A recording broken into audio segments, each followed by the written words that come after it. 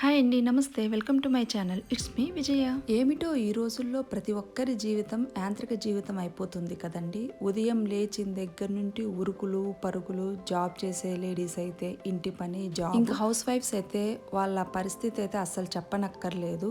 అసలు house wives పడే కష్టము, వాళ్ళ యొక్క బాధలేంటో మనం ఈ వీడియోలో తెలుసుకుందాం. వర్కింగ్ ఉమెన్ అంటే ఇంట్లోనూ సమాజంలోనూ కొంచెం రెస్పెక్ట్, గౌరవం, వాల్యూ ఉంటాయి. అదే హౌస్ వైఫ్ అనేసరికల్లా ఇంట్లోనూ సమాజం రెండు చోట్ల వాల్యూ ఉండదు. అదేంటో నాకు అర్థం కాదు. అంటే హౌస్ వైఫ్స్ ఏమి ఊరికే ఖాళీ ఉంటారు కదా. ఉదయం లేచిన దగ్గర నుంచి పిల్లల బాక్సులని, హస్బెండ్కి బాక్స్ కానీ ఇంకా ఎక్స్ట్రా ఎన్నో పనులు చేస్తూ ఉంటారు. ఆ పనులకు మాత్రం ఎండింగ్ ఉండదు. ప్రమోషను, ఇంక్రిమెంటు లేని జాబ్ అంటూ ఏదైనా ఉంది అంటే అది హౌస్ వైఫ్ జాబ్ అని చెప్పుకోవచ్చు ఒక విధంగా. ప్రతిరోజు చేసిన పనే చేసి బోర్ కొట్టి విసుకెక్కిపోతూ ఉంటాం కదా చాలా వరకు మనమైతే గన. అందుకోసమే అలాంటి ఫీలింగ్ రాకుండా ఉండడం కోసం నేనైతే కొన్ని టిప్స్ ఫాలో అవుతున్నాను. నేనైతే హ్యాపీగా ఉంటున్నాను. ఈ టిప్స్ కన్నా మీకు నచ్చినట్లయితే మీరు కూడా ఫాలో అవ్వండి. వీడియో కన్నా నచ్చితే లైక్ చేసి, షేర్ చేసి, సబ్స్క్రైబ్ చేయడం మాత్రం అస్సలు మర్చిపోవద్దు. ఉదయం లేచిన దగ్గర నుంచి ఎంత పని చేస్తున్నా అయిపోతున్నట్టే ఉండదు. టైం మాత్రం గడిచిపోతూ ఉంటుంది. అలా కాకుండా మనం చేసే పనికి ఒక టైం అంటూ మనం ఫిక్స్ చేసుకున్నాము అంటే, ఆ టైంలో కంప్లీట్ చేసుకున్నాము అంటే డైలీ మనకు 4 to 5 అవర్స్ అయితే ఫ్రీ టైం ఖచ్చితంగా దొరుకుతుంది. ఆ టైంలో మనకు కావలసినవి, మనకు హ్యాపీనిచ్చేవి, లేదంటే ఆర్థిక పరంగా మనం ఏదైనా చేయడానికి యూస్ఫుల్ అయ్యే థింగ్స్ చేసాము అంటే ఈ బోర్ అనే ఫీలింగ్ పోతుంది. మనం రోజు చేసే పనుల మీద మనకు కొద్దిగా ఇంట్రెస్ట్ అనేది కలుగుతుంది. మనం ఎప్పుడైనా సరే అన్ని పనులు మనమే చేయాలనే లేకుండా కొన్ని పనులు మన ఇంట్లో వాళ్ళకు అప్పచెప్పచ్చు. అదే అండి, ఎగ్జాంపుల్గా మన పిల్లల సంబంధించిన పనుల వరకు పిల్లలే చేసుకునేలాగా మనం ఎంకరేజ్ చేయాలి. చిన్న చిన్న పనుల్లో హస్బెండ్ హెల్ప్ తీసుకోవడంలో అస్సలు తప్పు లేదు. అలా చేయడం వల్ల మనకు కొంచెం స్ట్రెస్ అనేది తగ్గుతుంది.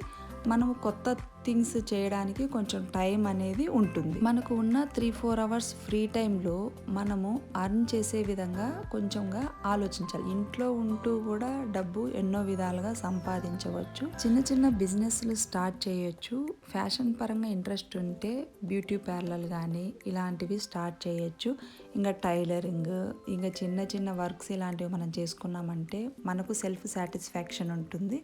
కొంచెం మనకి వాల్యూ అనేది పెరుగుతుంది. మీకేమైనా ఇలాంటి బిజినెస్ ఐడియాస్ ఉంటే కమెంట్ సెక్షన్లో షేర్ చేయండి. మనలాంటి హౌస్ వైఫ్స్ అందరికీ ఎంతో ఉపయోగపడుతుంది. నా వరకు నాకు తెలిసినంత వరకు ఐడియాస్ నేను కూడా షేర్ చేయడానికి ట్రై చేస్తాను. ప్రతి ఒక్కరికి ఏదో ఒక టాలెంట్ అయితే ఖచ్చితంగా ఉంటుంది. మనం గన అది బయటికి తీసామంటే ఖచ్చితంగా సొసైటీలో మనకంటూ ఒక పేరు అనేది మనము సంపాదించుకోవచ్చు. ఎప్పుడైతే మనము మనకున్న తెలివితేటలతో, మనకున్న ఆలోచనతో ఏదైనా సంపాదించడానికి ప్రయత్నం చేసామనుకో, అప్పుడు మనకు చాలా కాన్ఫిడెన్స్ అనేది వస్తుంది.